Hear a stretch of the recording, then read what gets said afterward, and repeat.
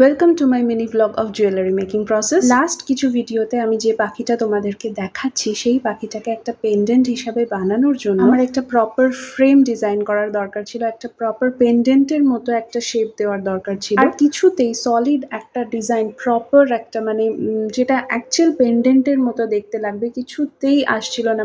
পাখিটা এত বেশি গর্জাস, তার সঙ্গে মানানসই কি যাবে সেটা কিছুতেই বুঝতে পারছিলাম না। ফাইনালি হাজারবার চিন্তা করে, অনেক রাতের ঘুম নষ্ট করে, অনেকগুলো ডিজাইন ছুঁড়ে ফেলে দিয়ে ফাইনালি একটা ডিজাইনে আমি স্টিক করলাম। আর আমার মেকিং প্রসেসই হচ্ছে এরকম একটা ব্যাগ, আমার এরকম একটা পলি ব্যাগ, এয়ারটাইট ব্যাগ আমার লাগে, কারণ আমি যেটা বানাই সেই ডিজাইনটা কাট আউট করে আমি পলি ব্যাগে ঢোকাই, আর তার ওপর পলিমার ক্লে দিয়ে মোল্ডিংটা অনেক বেশি আমার কাছে ইজি মনে হয়। এখানে জাস্ট বেসের ওপর যে ফ্রেমটা বসবে সেটা রেডি হলো। আমার তো হাতে অনেকটা সময় নিয়ে আমি বসতে পারি না, সেই জন্য কোনো একটা পিস আমি যখন তৈরি করি আমি অনেক ভাগে ভাগে তৈরি করি।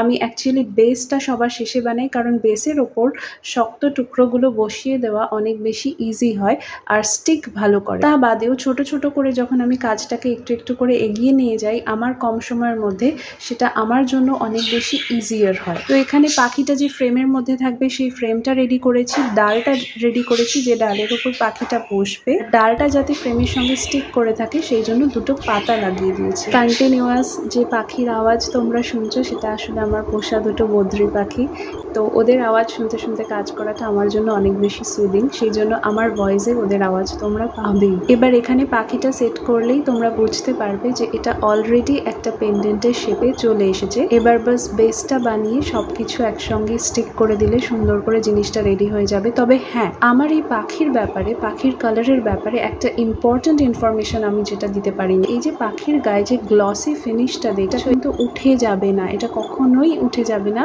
এটা অ্যাজ ইট ইজ থেকে যাবে।